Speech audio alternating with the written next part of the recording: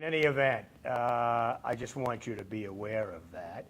Also, would you kindly turn off any electronic devices that you may have?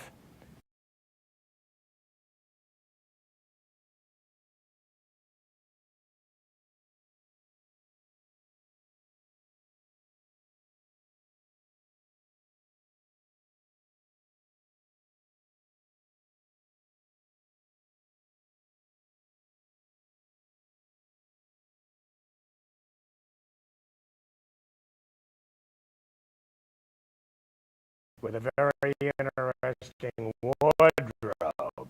So, um,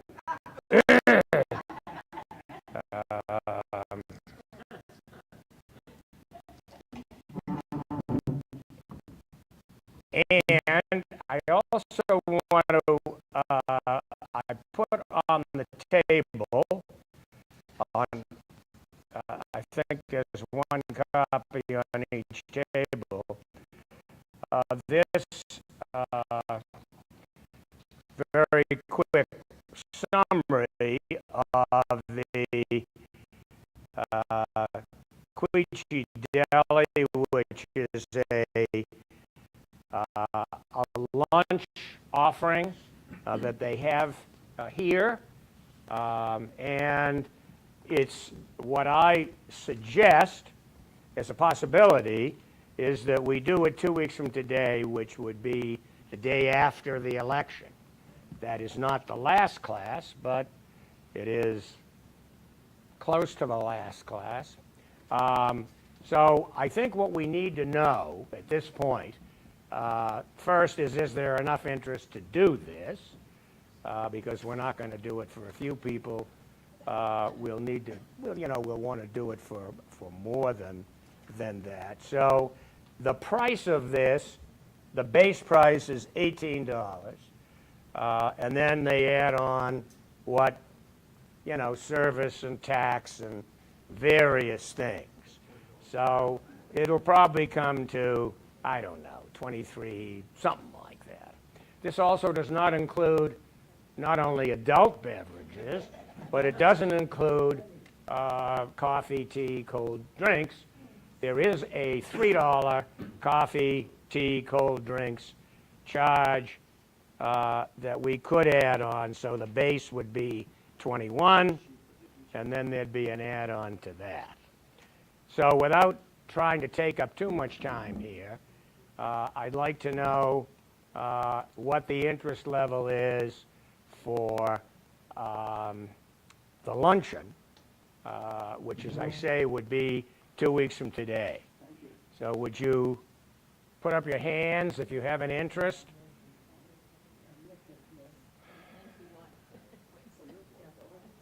So there are a fair number of people who aren't here, but I think what I'd like you to do on the back of this sheet of paper is to write your name down. This is not a final commitment, but it'll give us an idea of who does have interest in coming. Martha? In previous classes, it's included also the people on Zoom, and they come to the class in person and then stay. Oh, well, that's a good point. Martha says that the people on Zoom are also included if they wish to come, and that certainly is would be so here. We're talking about this luncheon opportunity here at Queechee 2 weeks from today, right after the class. So just to repeat for anybody on Zoom who didn't hear, $18 base, and if anybody's on Zoom who would like to come, if they could email the office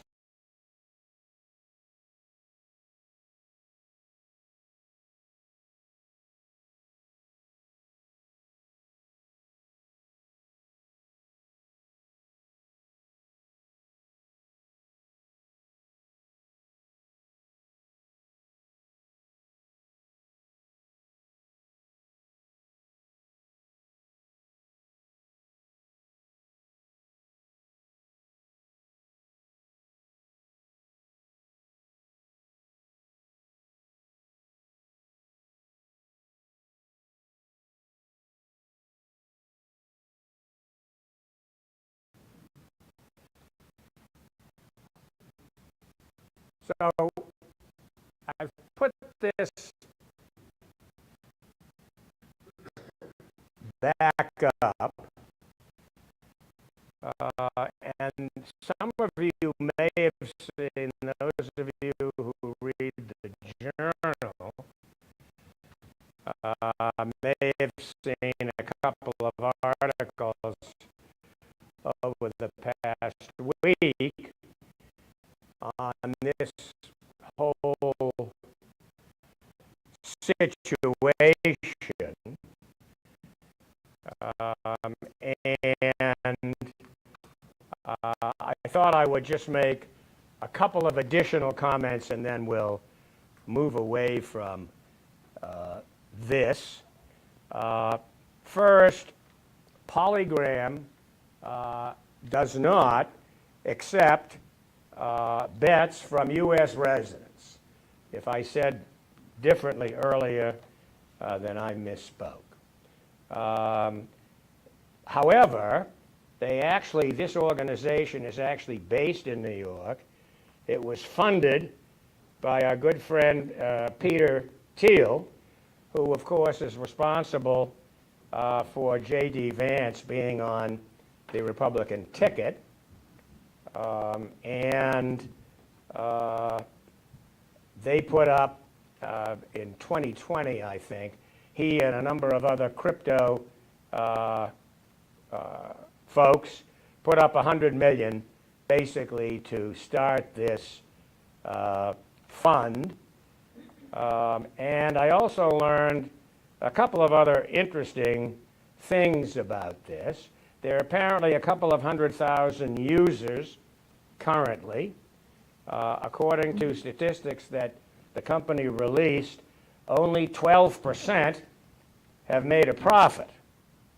So that's not a great number, but that will give you an idea as to what those odds might be.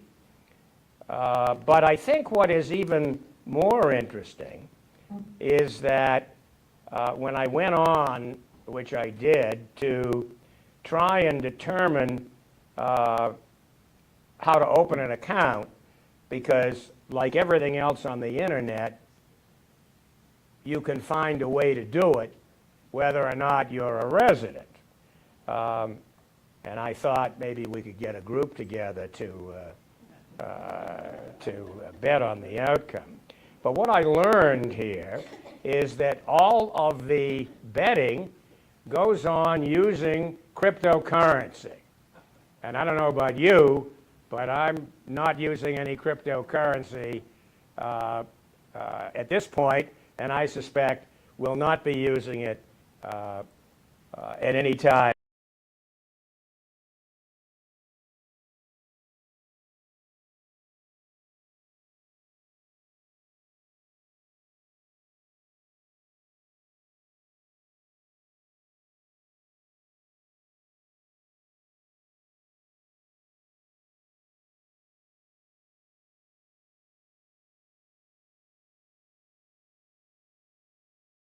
Terms that didn't mean a lot to me.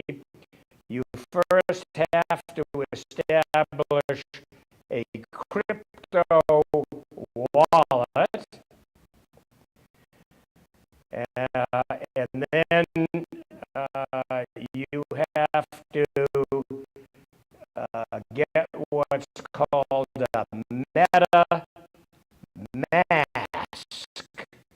M-A-S-K, and then you need to move the money from the MetaMask to the crypto wallet,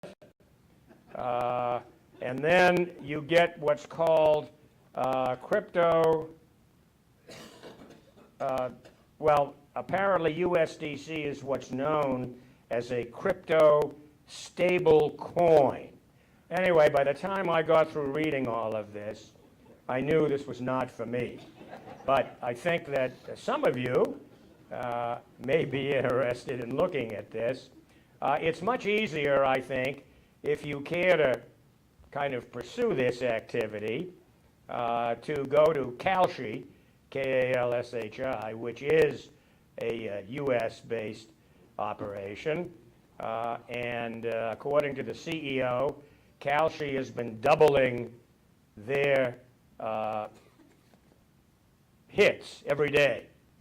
So you don't need too many days to get up to a huge number of hits.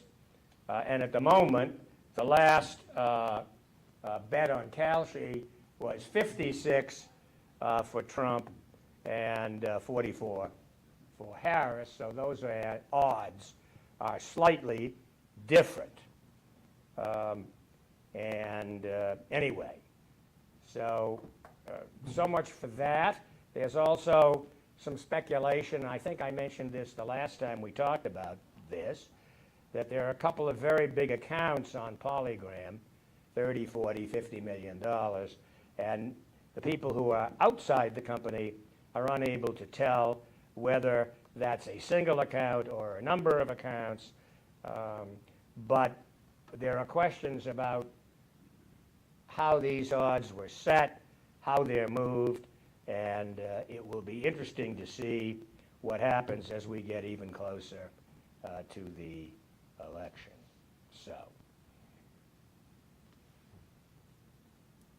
So the question of the morning, yes? Say, Maynard, I've never run a bookie operation.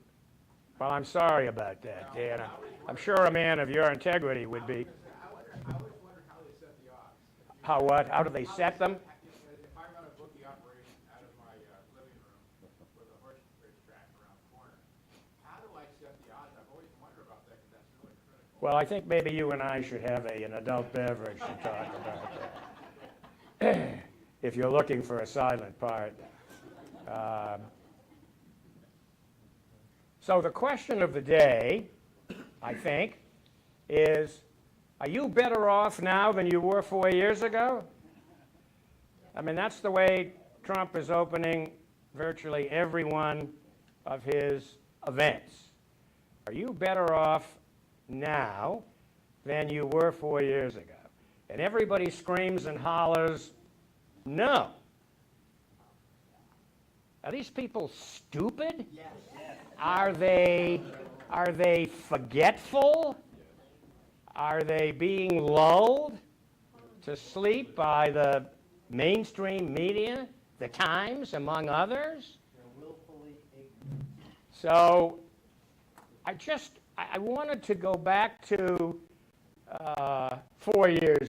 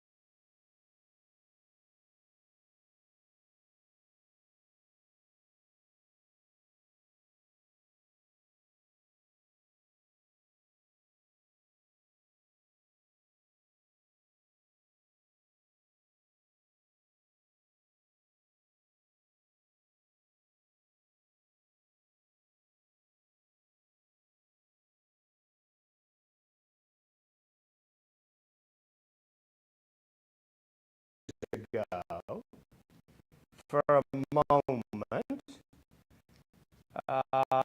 to just give you some interesting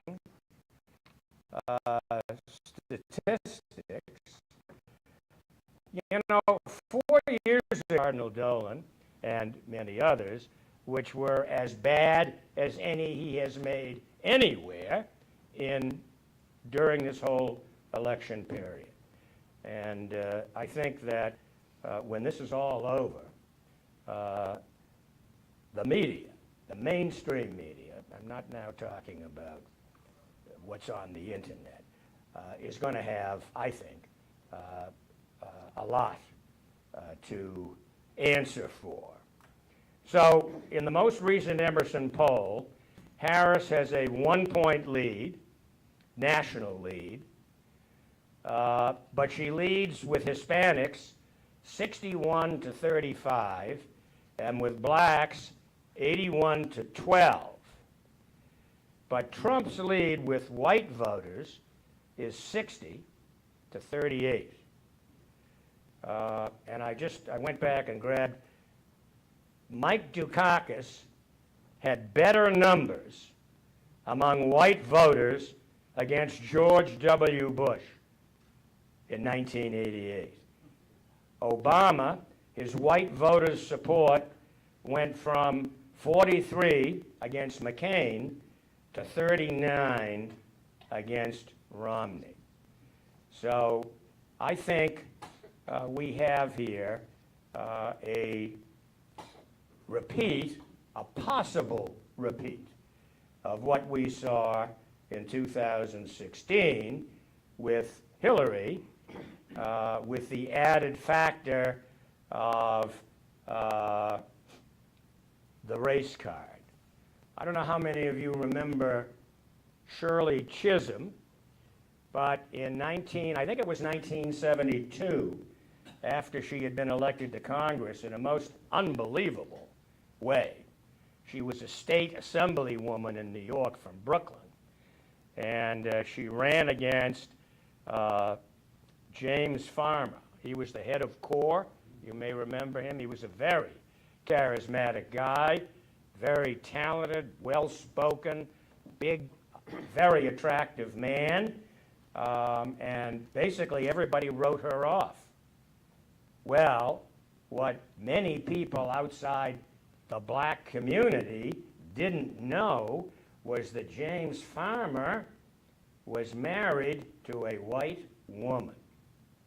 And Shirley cleaned his clock in the election. She beat him 3-1. And she went to Congress, and the first thing that happened was she was assigned to the Agriculture Committee. Well, she was from Brooklyn. And as she said, she didn't know one tree from another. And she went to Speaker McCormick, boy, those are the old days, and she said, I really would appreciate a transfer to another committee. And he said, you got to suck it up and be one of the guys, you know. So she went back, and she thought about it for a couple of days, and she actually stood up on the House floor, which was without prior notice and knowledge, and that was a real no-no then, and basically said to the House, I want a change in my committee status. And sure enough, 3 or 4 days later, she was assigned to the Veterans Committee. And as she famously said, there are a lot more veterans in Brooklyn than there are trees. And she was on the Veterans Committee, but she was sidelined, not only sidelined, she was basically ignored by everybody in the House. At that time, there were 9 other black representatives, 9 out of 435, and they were all men. She was the first black woman elected to the Congress. And when she went into the cafeteria for the house, there were no indications on any of the tables which table belonged to which state. At that time, the states ate with their delegation. So there was no sign, so she just sat down at a table. And of course, no one else sat down at that table. She had seated herself at the delegation from Georgia. And they certainly wanted no part of Shirley. And another time, this is one of the more famous stories about Shirley, the representative from D.C. said to her, "Have you noticed that when you walk into the chamber, there's a gentleman from Arkansas who sits on the aisle, and when you walk by, he starts to cough, and then he spits into his handkerchief?" And she said, "No, I haven't noticed that." So she then noticed a couple of times that was the case, and she went out and she bought a men's handkerchief, and the next time she walked down the aisle, sure enough, this guy took out his handkerchief, started to cough, and spit in it. And Shirley whipped out her handkerchief, stuck her head down in front of this guy, spit into her handkerchief, and said, "Good morning," and kept walking.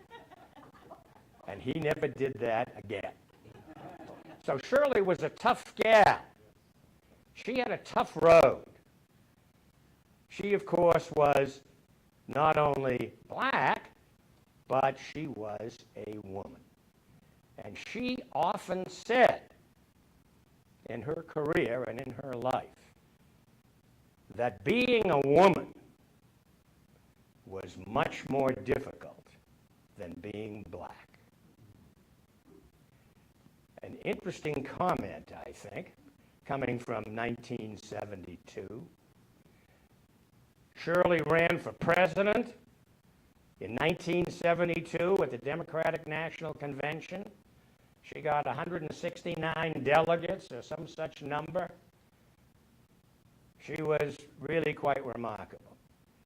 I had the good fortune to meet her several times in New York in the 70s when she was still around and doing her thing at a number of kind of small events.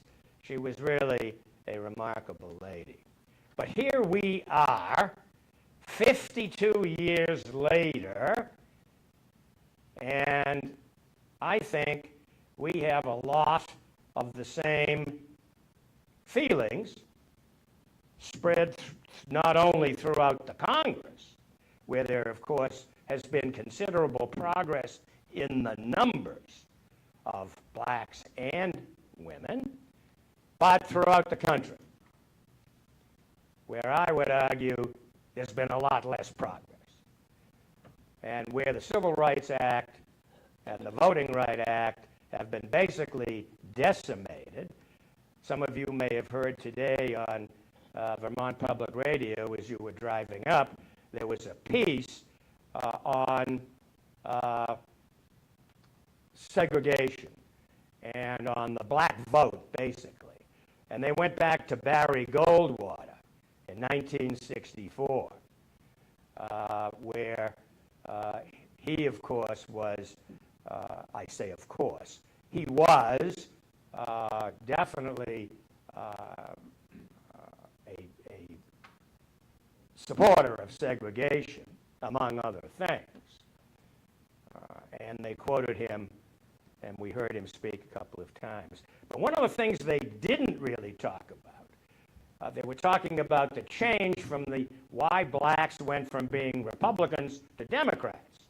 And of course, the original reason they were Republicans goes all the way back to Lincoln, and that whole process around the Civil War and then Reconstruction, which was abruptly shut off in 1876 when Hayes got elected, and the Republicans agreed to come home, basically, from the South. But they never mentioned, first of all, they never mentioned Shirley in this piece on NPR or wherever it was. But they also never mentioned the destruction of the Civil Rights Act and the voting law, which has happened, of course, in the last few years. So I think every 2 steps we take forward, we seem to take a step back. And I think that Kamala is fighting both of these things at the same time. In addition, the president is still in office. His unfavorability rating is very low. And as I say, I think the press has basically come close to abandoning the responsibility they have to fairly support both positions in this election. I think they're much more interested in everything that Trump has to say, regardless of how terrible it is. And I think in a couple of weeks, I'm not ready yet to say what I think the end result will be, but I think, let me put it this way, I'm not thrilled with the way things are moving. And the tenor of the commentary that we see and hear, not only in the press, but on cable and podcasts and everywhere else that we may be getting our information. So we'll see what we will see.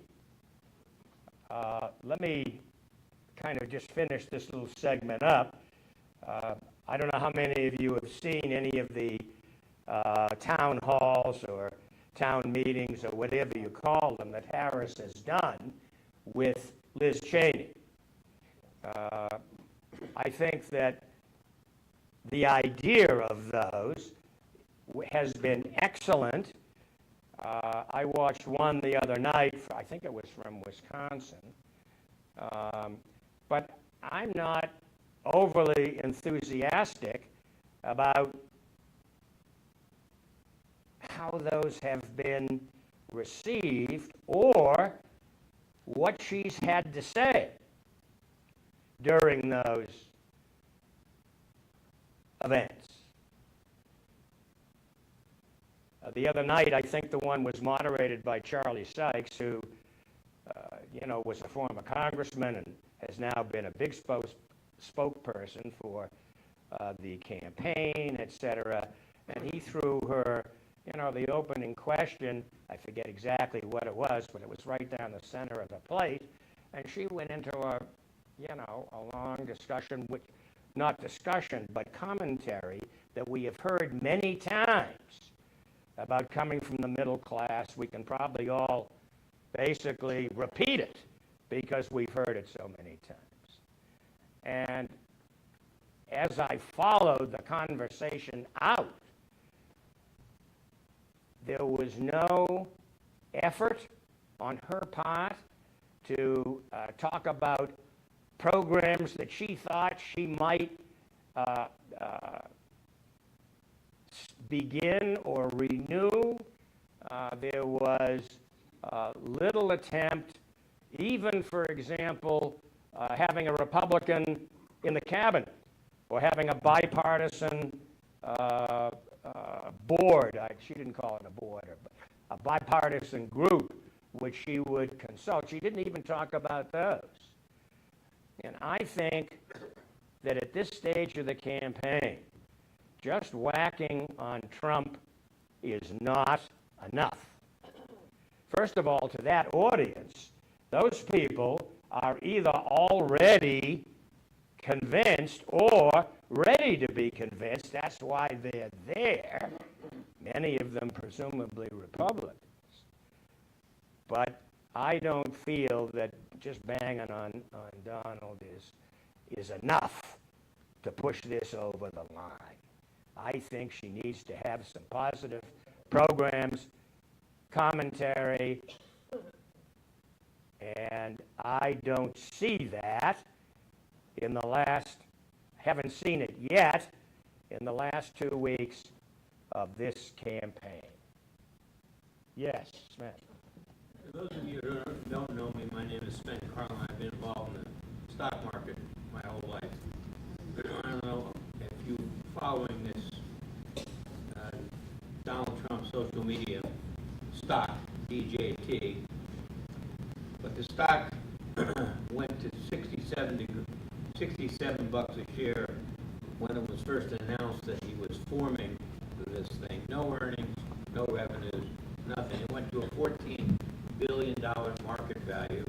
And then when Kamala Harris became the presidential nominee of the Democratic Party and did well at the Democratic convention, the stock went from 67 to 12 in about a 3-month period. 12 was in September 24th of this year. And since September 24th, when the Harris honeymoon appeared to end, the stock has gone from 12 to 36 in a straight line. So had you invested in that stock a month ago, you would have tripled your money, and it's now got a $7 billion market value. The marketplace is clearly betting that Trump wins this election. So that's an absolutely perfectly fair example of another way that the market is looking at what's happening. Now, the market isn't always right, but as we've said before, many times it's right more often than it's wrong. And in any event, it's the way a lot of people are putting their money where their quote-unquote mouth is, I guess. So any other thoughts?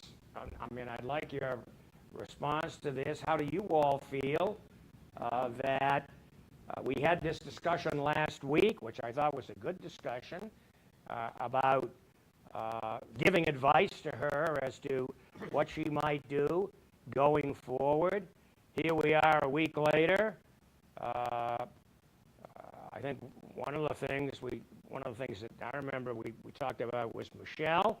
Well, I heard this week, that Michelle was going to be out there somewhere. We haven't, I think, heard a date.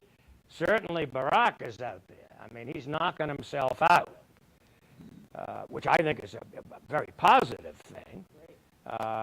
How much impact he's making, I don't know. We will learn more about that. But he certainly is out there. So I'm interested in any other comments that... Yes, Sven? Where is George W. Bush? Where is Mitt Romney?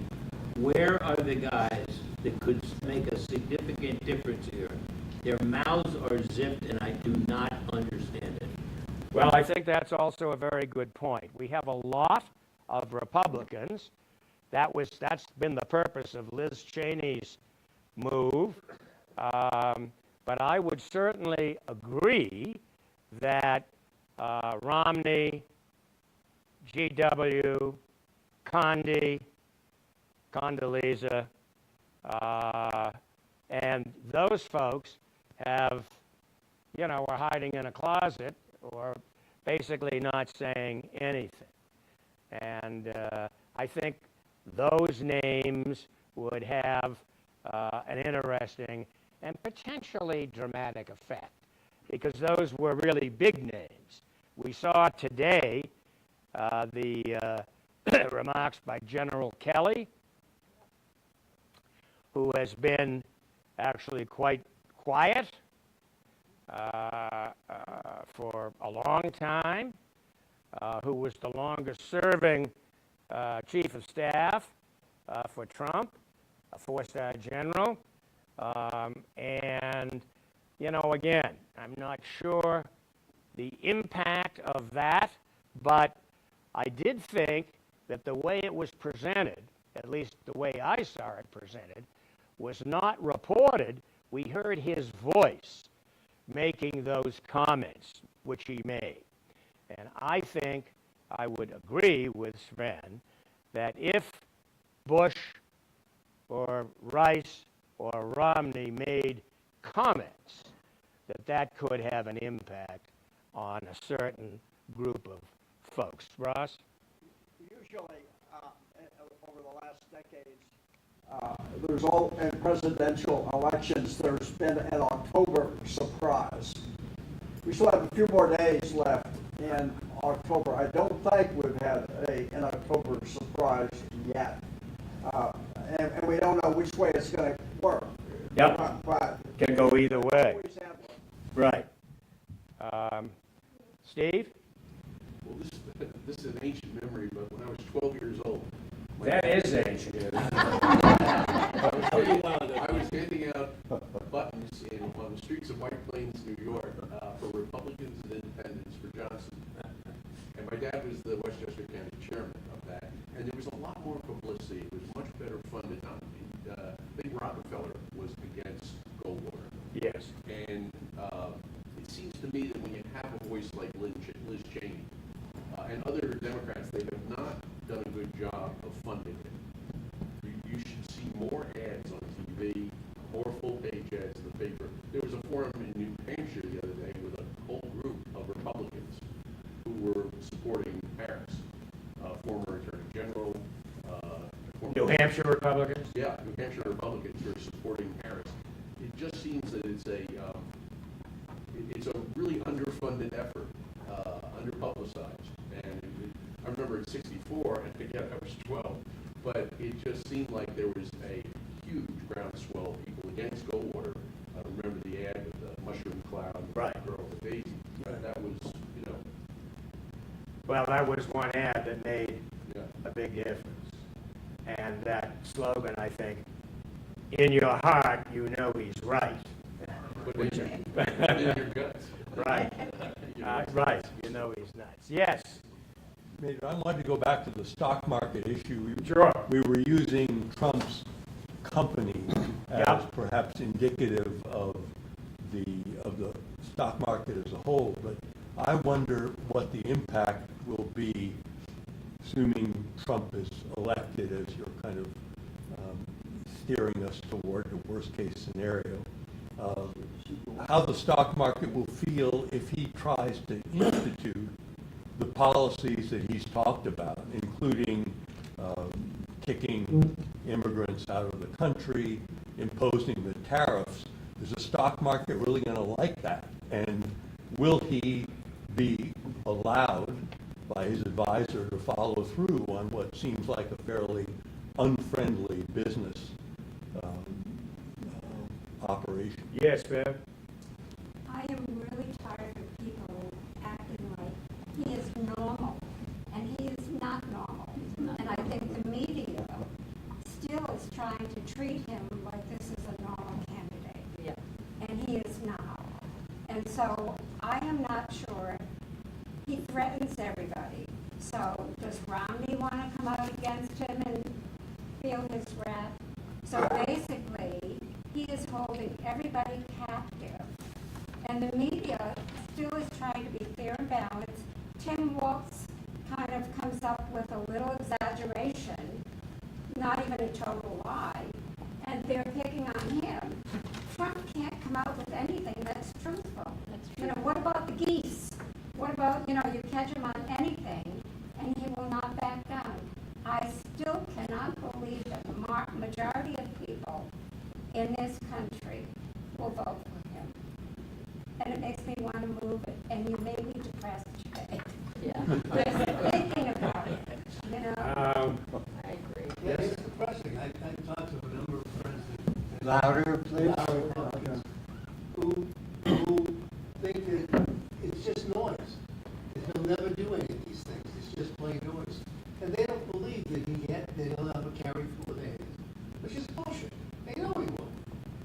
So that commentary was that he knows a lot of friends who just don't believe that Trump is going to do what he often says that he actually is going to do. Although we do have experience to the contrary, he usually does do what he says he's going to do. Yes. I, for one, will never forget or forgive January 6th. Period. Who? January 6th. Ever. That poisoned me against Trump and all his enablers and all the people, essentially people that can still put an R behind their name. I just can't do it. And I was a lifelong leaning Republican. So that commentary was that January 6th was the finish for your Republican support. Dan? Back to advice for Harris. It seems to me that she has right now she's having a lot of people help her to speak. Lots of people she's bringing in to speak for her. Where I think there's a hunger to learn about her, she needs to speak for herself. So that's two things she can continue to do what she's doing, which has some effect, I'm sure. Or she could really try to win, and that means she'd have to start speaking on her own, and she doesn't have to have, it seems like hundreds of crutches out there to help her speak. She needs to speak on her own, and it's risky. Maynard, you're the expert on political campaigns, but she is also young as politics go, and I would certainly, part of the advice would be prepare for the future, whatever that may be. You can continue to be a national figure for your policies, but either she keeps doing what she does, and she may well win, who knows, or she can take a risk and throw aside all the crutches she's using and speak for herself. And just 1, 2, 3. What are the top 3 policies? Here's what we're going to do. Boom, boom, boom, over and over and over again. That's my advice, and that's it. Ray, do we pick any of that sound up? Do you think? Yep. Okay. Sarah, any questions out there? Nothing so far. Okay. We've beat everybody into the ground. Someone who hasn't chatted before, Martha? One thing I've heard is that Trump is so erratic these days that actually if he wins, we're going to end up with President Vance. The thought that Trump is so erratic that we might end up with President Vance. I mean, I suppose stranger things have already happened. Yes. My question is, what can we do to get all of the media to stop focusing on Trump? Everything he does, they blow out of proportion. His disgusting remarks, his ridiculous remarks. Shut up, don't talk about it. As I was coming here today, I was thinking, who the hell can I write to and say, stop? Because he's getting free publicity. Well, I think there are a lot of people who have felt that way over these last 9 or 10 years. But I guess part of the answer is he sells papers, and he probably generates support for various and sundry other things, and even, most people in his own party have supported him. I think I was not shocked, but reminded when Mike Johnson was confronted 2 or 3 days ago about Trump's remarks with regard to poisoning blood and all of that. And Johnson looked right into the camera and said, he didn't say that. And they played the remarks back, and he said, he didn't say that. And then the third time he said, well, he didn't mean that. Well, this is all part of a continuing rewind of the film. And it's quite remarkable. This isn't working? Okay. Jim? Possibly you're going to cover this after the break or something, but for 2 weeks to go, to me, it's coming down to the mechanics of things. Who has the better get out the vote operation out there? Who's going to make the phone calls to get undecideds out and that? Trump is not going to go away. He's not going to change. People are not going to change their opinion about Trump. And so therefore, I think it comes down to the need of getting out the people who you know are going to vote for Harris. And what's your thought on that? Well, I think turnout is definitely the big word. I don't think there's any question about that. Turnout is going to be what determines this election, at least initially. We haven't talked yet about some mechanical aspects of this, but Harris raised a huge amount of money, over $1 billion, in those euphoric weeks following the convention. And a lot of that money was going to be used to pick up what Biden had already begun, which was a pretty massive campaign of hiring people in the turnaround, the swing states, to conduct a get out the vote campaign. Now, one of the things that happened early on was that it turns out that knocking on doors is not what it used to be. Many of you may have knocked on doors before. I can remember knocking on doors when I was running for office a few years ago, many more than I care to remember. And today, one of the differences is that those Ring doorbells or whatever all have cameras. And today, nobody answers their doors. You know, it's none of your goddamn business. Stay away. So you're left with, you know, leaving some folders which probably find their way into the wastebasket. So it becomes more difficult. And just pushing that a little further, one of Elon Musk, who we haven't yet mentioned, who I think deserves some mention at some point here, has given at least $80 million that we know of. I always have a feeling that whatever Musk says about how much he's given or paid, that it's usually twice as much at least. But in any event, he's given at least $80 million that we know of, and a lot of that, much of it, was going to Pennsylvania to generate a door-knocking campaign to get voters out. The big difference, maybe, between the Trump campaign and the Harris campaign was that Trump was hiring people to do this job who were looking for a job. They weren't Republicans, or, in other words, their political proclivity was not a factor.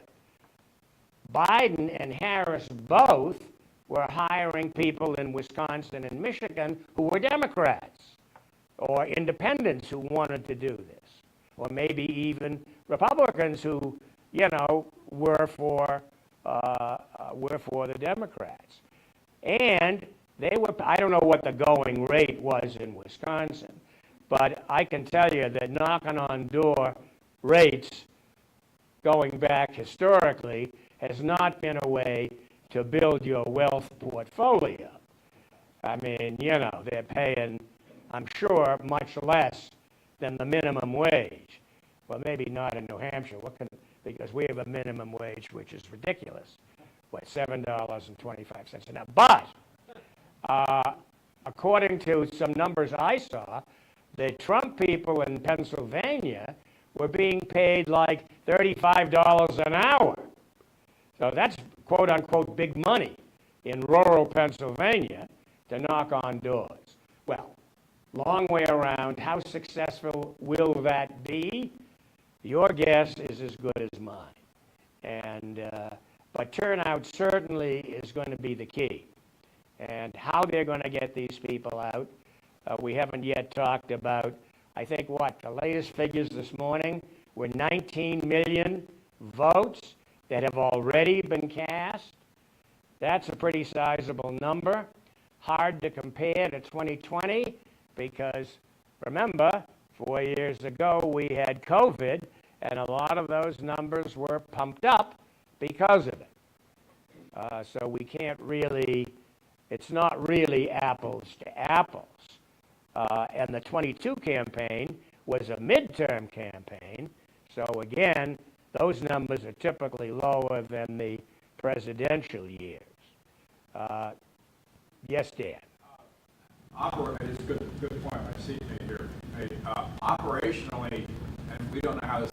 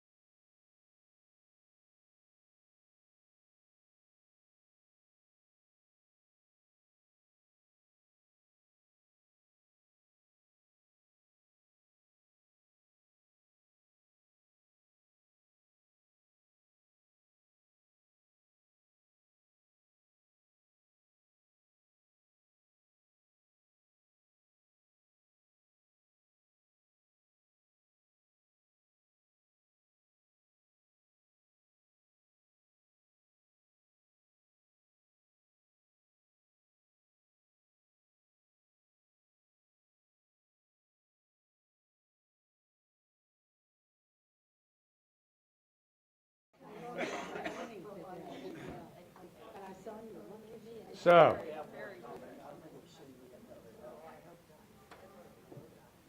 we know, of course, that there are many more elections up in 2 weeks than just the presidential election.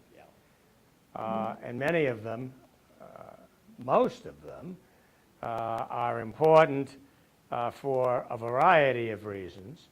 But of course, the biggest ones for concern for us would be the Senate and the House, where now the Republicans have a slight majority. I think it's 4 or 5 votes in the House, and the Democrats have this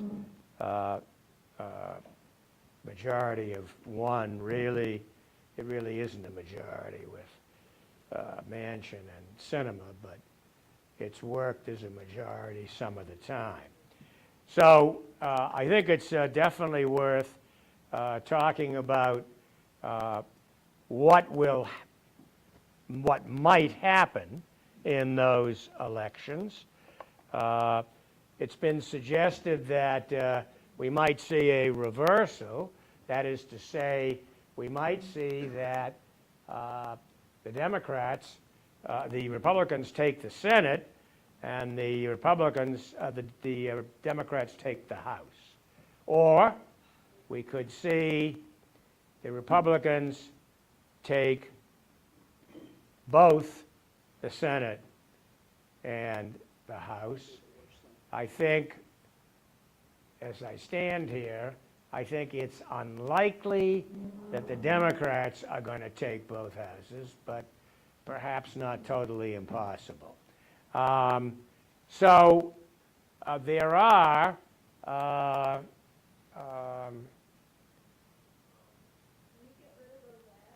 no. That is to say, we can, let me see if I can get rid of a couple of them. I know they're very annoying, and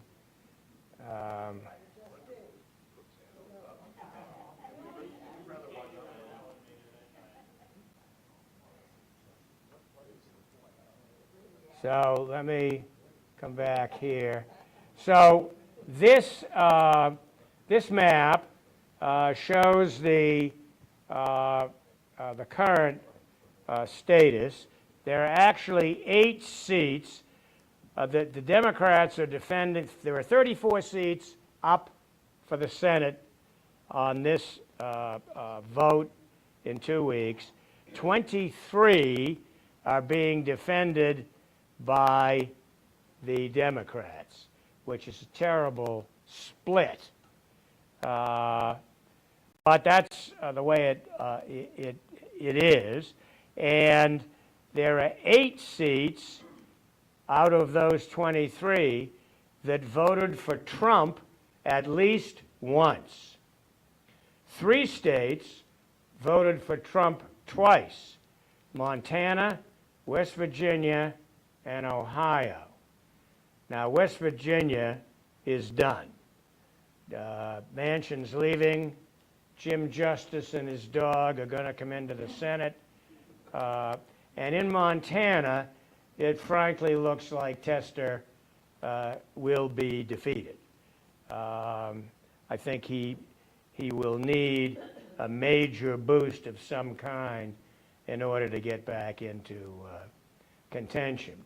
The other states where there has been, where Trump won at least once, were Arizona, Michigan, Nevada, Pennsylvania, and Wisconsin.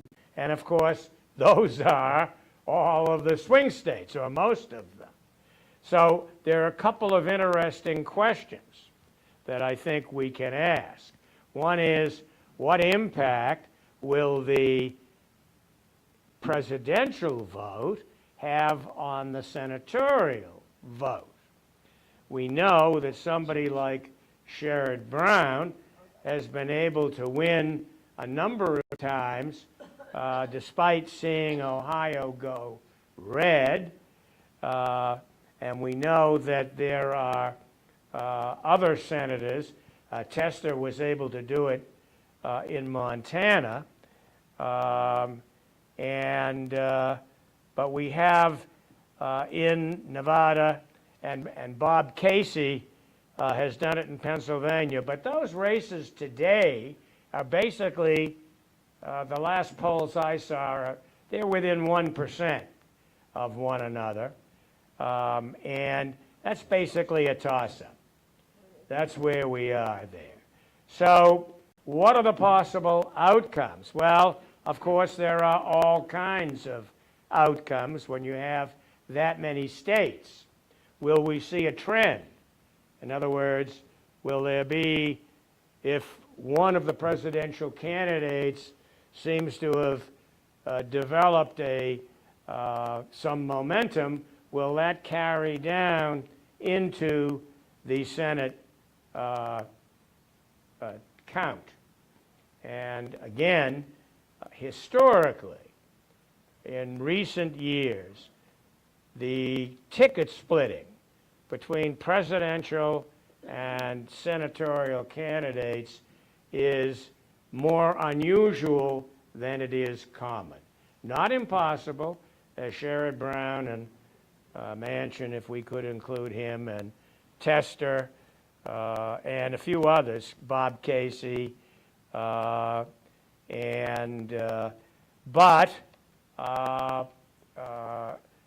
it looks, I would say at the moment, I think the Republicans can win in Arizona with Ruben Gallego. I think that Carrie Lake has probably blown herself up enough times. She still thinks she's the governor of Arizona, and she still actually has suits in progress trying to make her the governor of California, although I did see in the last day or two that she finds herself without any lawyers in those lawsuits. So those suits will be difficult to move forward. The most recent lawyer she's hired on a variety of suits came in from, I think, New Mexico, one of those far western states, and he is not licensed to practice in Arizona. You lost it, I think. Hello? Sorry. You want to? We may get some juice here.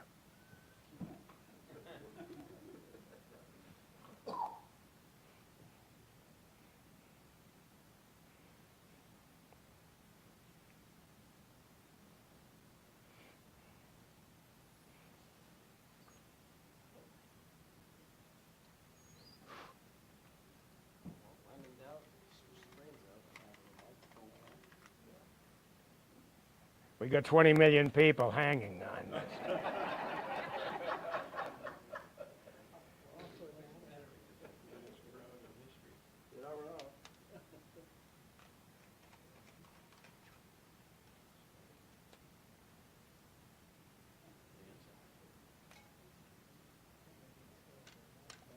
These are big microphones with small batteries. Whoops.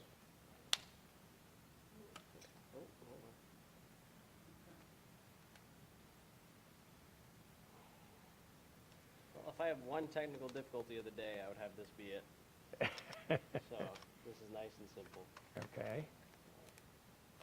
Please be good. All right, should be good. Hello? Okay, thank you very much, Ray. So that the Democratic Senate margin is better than Harris's margin in nearly every race, or at least it has been.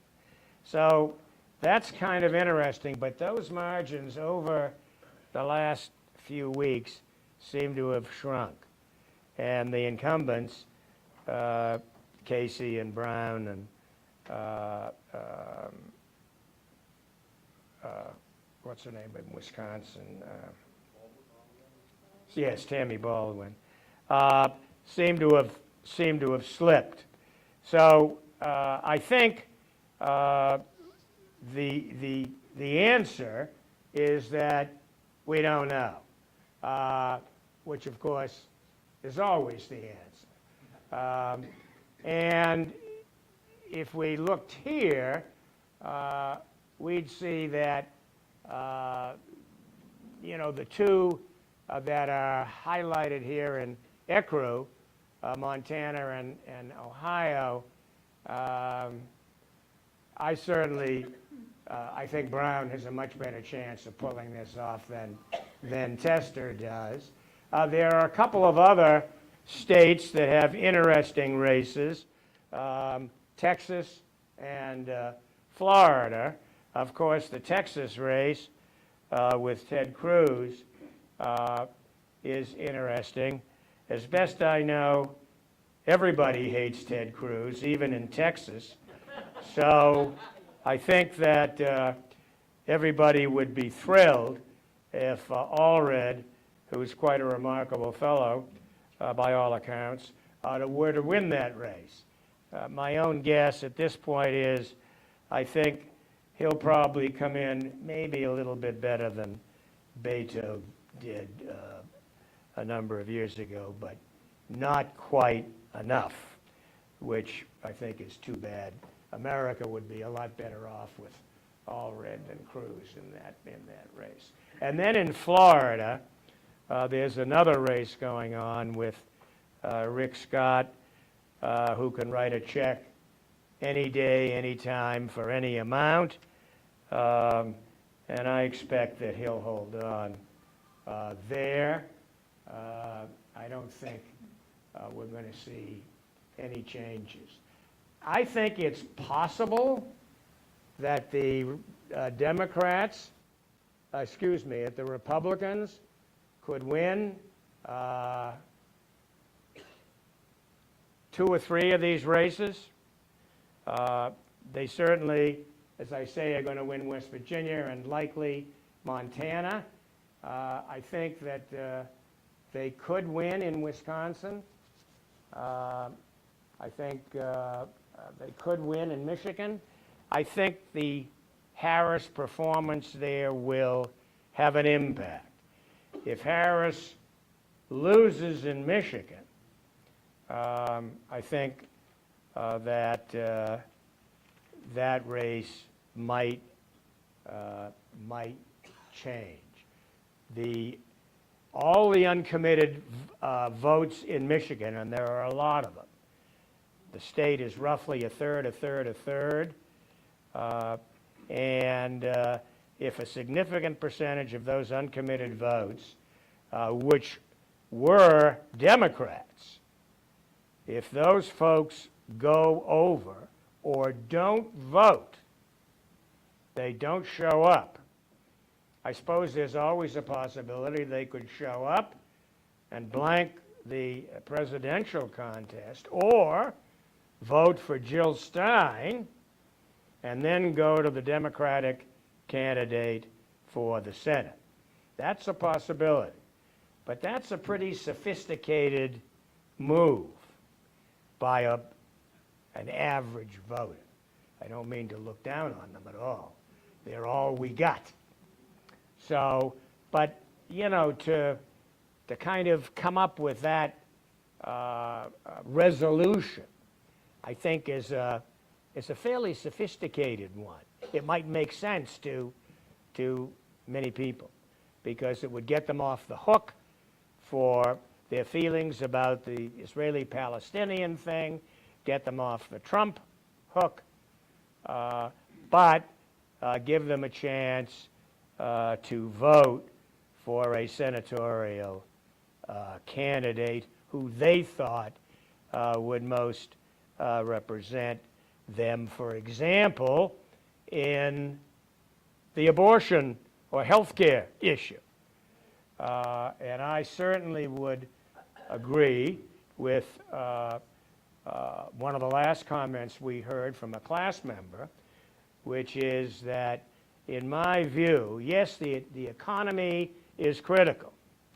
And Trump has managed to take the immigration issue and connect it with virtually everything else. But I still think that the abortion issue and the story with women of all ages and many men, but particularly women. There are more women who will be voting. The gender gap is about even between women and men. And I think that in the end, the issue that could propel Harris to victory here is that issue. Remember, there are 10 states that actually have referenda on abortion. And so we need also to kind of look at those. I might make a couple of comments about some other. So let me talk here about Nevada. Now, Nevada is a very interesting state for a number of reasons. It is a swing state. Jackie Rosen, I think, is the candidate for the Senate there who's running for re-election. But Nevada is a small state, I mean, in population. It's diverse, it's working class, it's transient, and there's been an explosive number of registered independents in Nevada. And so that population is now about a third between Republicans, Democrats, and uncommitted or independents. It used to be a blue state, but it seems to have been trending into purple. There's been no Republican vote for president, winning vote, since Bush in 2004. Until 2022, the Democrats had a trifecta in the State House. That means they had the governor, the lieutenant governor, and the attorney general. And they also had both Senate seats and 3 of the 4 House seats. So that, you know, says that's a blue state. But in 2022, Governor Sisolak was the only sitting governor to lose a seat to the Republican Joe Lombardo. And the polling has been very difficult in Nevada. You know, in Nevada, a lot of people work shifts, and some of them work shifts, you know, from midnight to 7 in the morning or 8 in the morning. There's not much polling going on at that hour, those hours. So half of the votes today in Nevada are for people under 35 years old. Half. And a third of them are between 35 and 45. So that's a big chunk of votes for relatively young people. And so this is a grind-out election. How do you reach those people who are working in the casinos or wherever?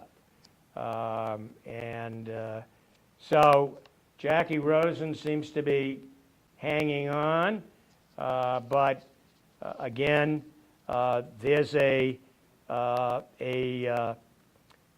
referendum in Nevada on abortion, and so where these young people vote, how they vote, I think could determine this Senate election as well.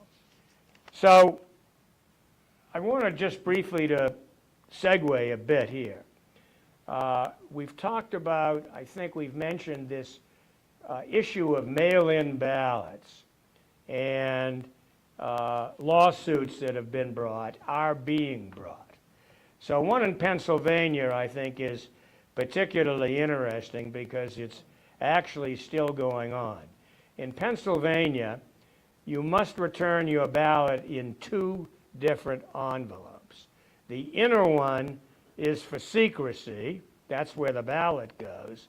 But it's the outer envelope that has to be signed and dated. And there are thousands of people who get this wrong.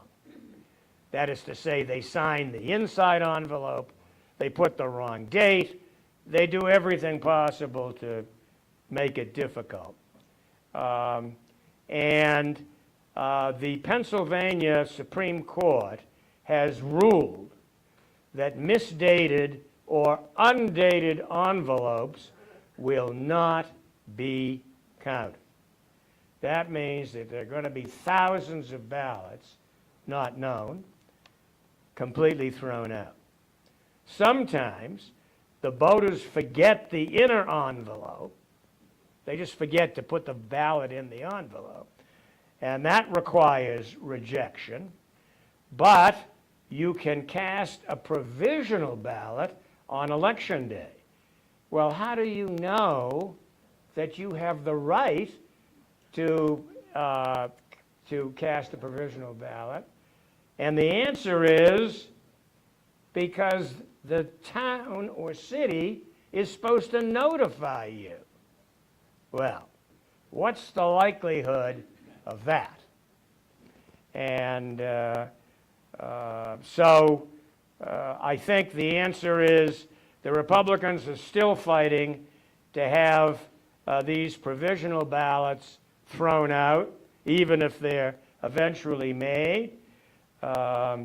Republicans are actually still trying to stop formally any notification.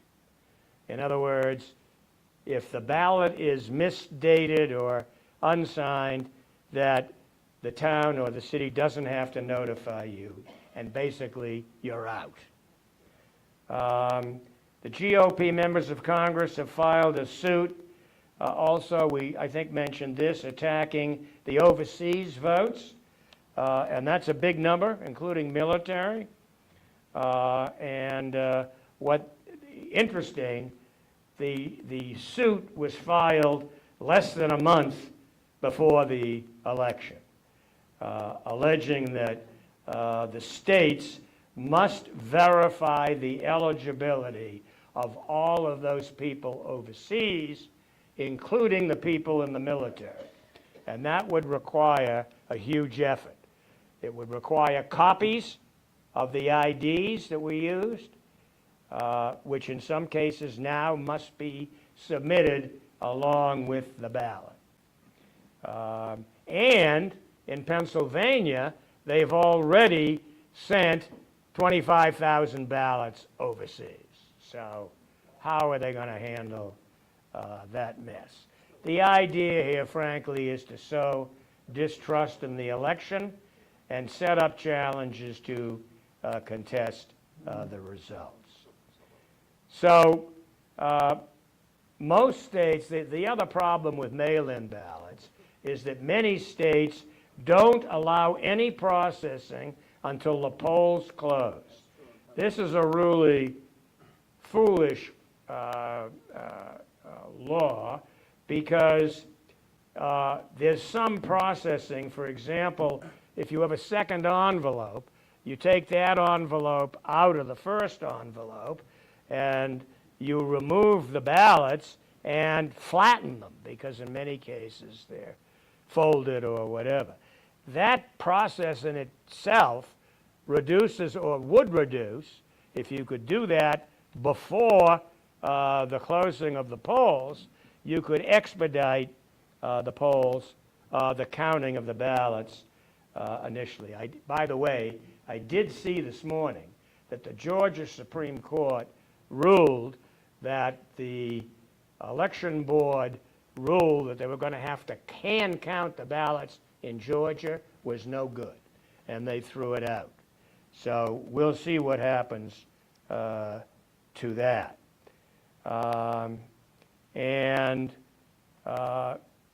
So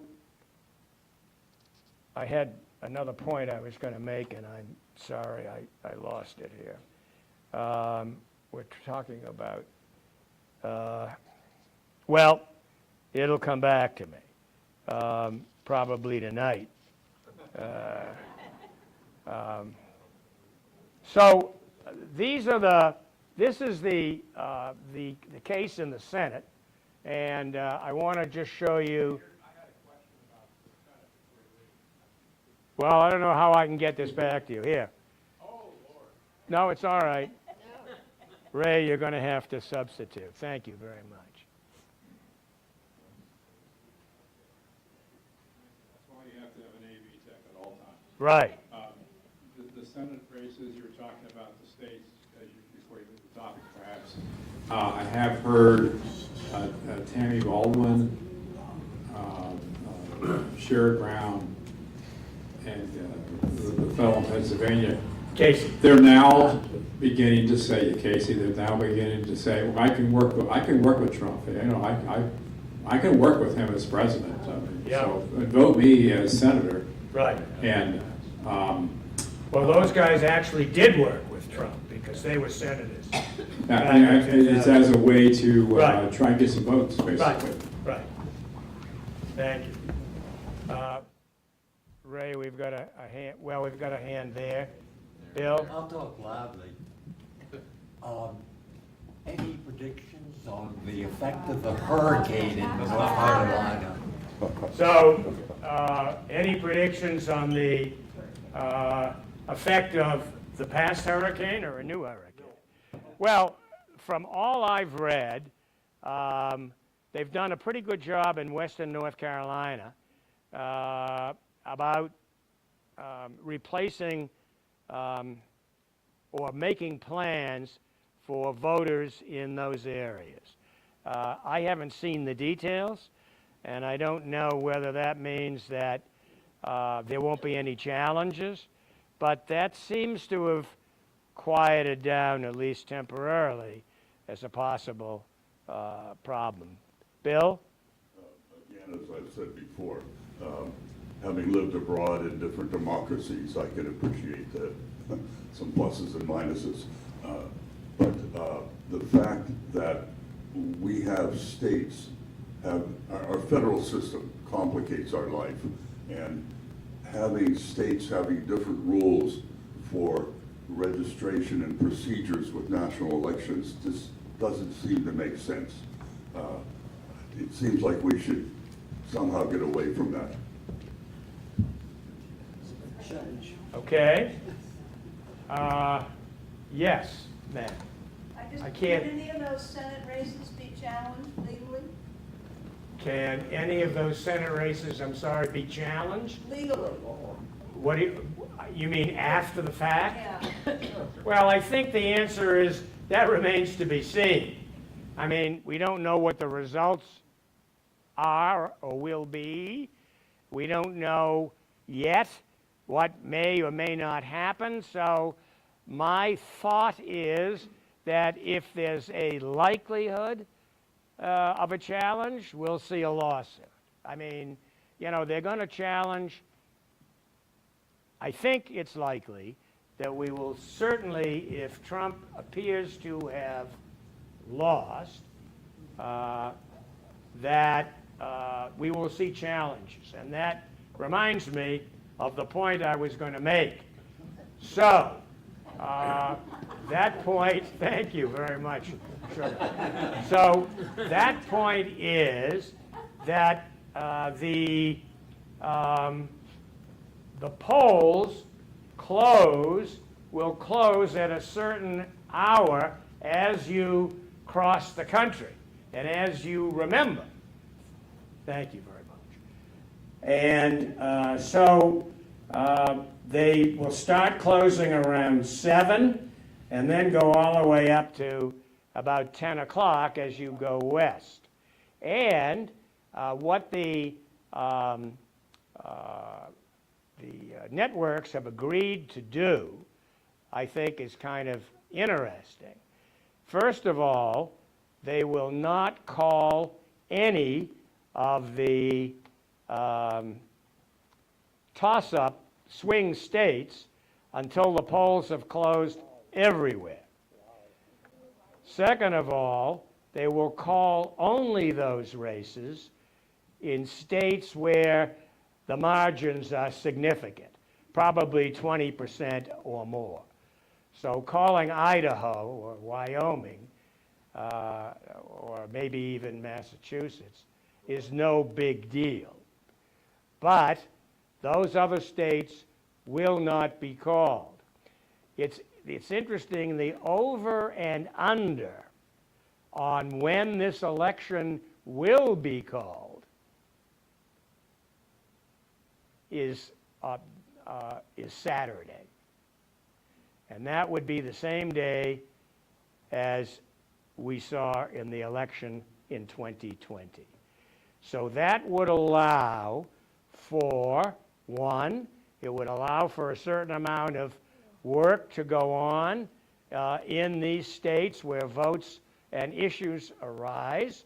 It would allow for new theories of obfuscation and conspiracy and fraud and evil and all of those things to fester for at least 4 days. And who knows where it could go from there. So that's the best guess at the time. Yes, Bob? That's the presidential. I assume That is. other things will be dribbling out, like referendum and maybe even congressional and Senate seats. Yeah, I would think that it's possible that referendum and that kind of thing, individual votes, might. The impression I have is they're going to be very careful about calling out votes in those swing states. So I don't think we're going to see anything until later on, at the very earliest. And as I say, according to the bet, the over/under is Saturday. But even so, they'll give numerical numbers earlier, I think. Well, I think the answer is I'm not sure. I would say probably not many numerical numbers in those states. Really? But I can't say that for sure. That's what it sounded like when I read this particular piece. You know, that means that on Tuesday night, you can make, you know, several pitches of your favorite adult beverage and, you know, carry yourself through till Saturday, when you may need some additional assistance. So, yes. Steve? The networks are not going to announce. Would the AP and Reuters and other news organizations possibly announce it, and then the networks announce that AP has called such and such? I guess the answer is I don't know. That's possible. I think most people who are involved in these calls, certainly for the networks, and probably for AP and CNN and whatever, want to be very careful about what they release and when. I think, you know, today the idea of being number one in that game is not as important as, maybe it was never important, but it was much easier, you know, 60 years ago to do that. So I would expect less, not more, but it may be that, you know, if a guy like Steve Kornacki at MSNBC, who's, I think, particularly effective at kind of doing this, I mean, he certainly would not do it on his own. I mean, he'd have to get clearance from whoever it is. But there may be certain races or certain results that wouldn't impact the big questions. So, but I think we can expect that from the networks during those hours. One of the states we haven't mentioned is Nebraska. And this is interesting for several reasons. One, of course, Nebraska is one of the 2 states that doesn't have an all or nothing. And this area around Omaha is an area which there's a single vote in that district. There are 3 districts in Nebraska. There's an area around Omaha, there's another area that is a little bigger, and then there's the rest of the state, which is very large, with, more cows than people. And so that will be, that's an issue. 2, I think we've already talked about the independent candidate from Nebraska, Dan Osborne, who is neither a Republican nor a Democrat. And Debbie Fisher is the existing Republican senator who didn't think she was going to have any problem here. In fact, the Democrats didn't nominate anybody. Dan Osborne is an independent, a labor guy. He led a successful strike at Kellogg's a couple of years ago in Nebraska, became a local hero, and he's done remarkably well, although the polling is mixed. But I just saw in the last 24 hours that our good friend Mitch McConnell took $3 million from the governor's, from the Senate super PAC and dumped it into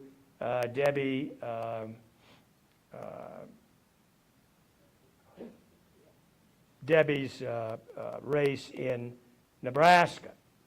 $3 million may not sound like much, but in Nebraska, that goes a long way. So I don't know what impact that's going to have. But what you should also know is there's another Senate race in Nebraska. And some of you may remember a guy named Ben Sasse. He used to be the senator, one of the 2 senators from Nebraska, and in 2023, he resigned to become president of a small college, I think in Florida. He's now resigned from that position, and the governor of Nebraska appointed a guy named Pete Ricketts, who used to be the governor of Nebraska, to a term which would end this January. And then this is in effect a special election to replace Ben Sasse. And so what's interesting about Ricketts, I thought, because I hadn't put these things together before, is that Ricketts had been 3 times governor of Nebraska. But perhaps more important than that, he was one of 4 children of their father and mother who had a considerable fortune. And indeed, the boys, because I think they're all boys, have worked at the company which is, boy, I'm having trouble with these, TD America, and which is a very sizable company. And in 2009, when the boys apparently had nothing else to do, they purchased the Chicago Cubs and Wrigley Field. So this is a family with considerable resources. And I don't know whether we'll hear more from the Rickettses going forward, but nobody has talked about that election. I mean, Ricketts certainly will win the election. But it's the other one that's causing these questions, the one about Dan Osborne. The issue is, if Osborne should get elected, which would be a huge upset, and the race at the Senate is then basically 50-49, or whatever, he could be the key vote. And he's already said that he's not going to caucus either with the Republicans or the Democrats. So who he's going to talk to, I'm not sure, but that certainly would make things interesting in the Senate. So I think we've pretty much done it for the day, unless you have any questions or comments here at the end. The next time we meet will be the last time before the election, as hard as that is to believe. And we will then meet the day after the election, and then 1 week later, when I have no idea what kind of activity the country will be involved in, but it will be interesting to see. So, yes. I'm sorry? If Trump loses. Yes. Hopefully when Trump loses. Yes. And he files all these lawsuits and loses it at the federal level and appeals it, do you think the Supreme Court will hear his appeal? And if so, will they put their thumb on the results? So the question is, if Trump loses, this is the ultimate question. If Trump loses and he then files lawsuits and loses, in the end, will he appeal to the Supreme Court, and what will the Supreme Court do? So my response to that is, how much time do you have, and how many drinks do you want to have as we discuss it? I mean, we didn't talk about the court today. Actually, we should talk about the court as part of this process, because the court could very well be a part of this process. Indeed, you know, the court came back on October 1st, and the first thing they did was they had a week in which they talked about some things. They issued some orders, and then they went on vacation for 2 weeks. So I don't know what these people are doing, but one of the things they did was they normally would schedule 12 cases for argument for November. They only scheduled 8. So one possible reason is that they're keeping the docket open for what they anticipate to be the possibility of seeing some action come out of the results of the election. That reminds me of one last thing, because I think maybe, well, I'll just say it, and then we can applaud or not applaud as appropriate, or as you think.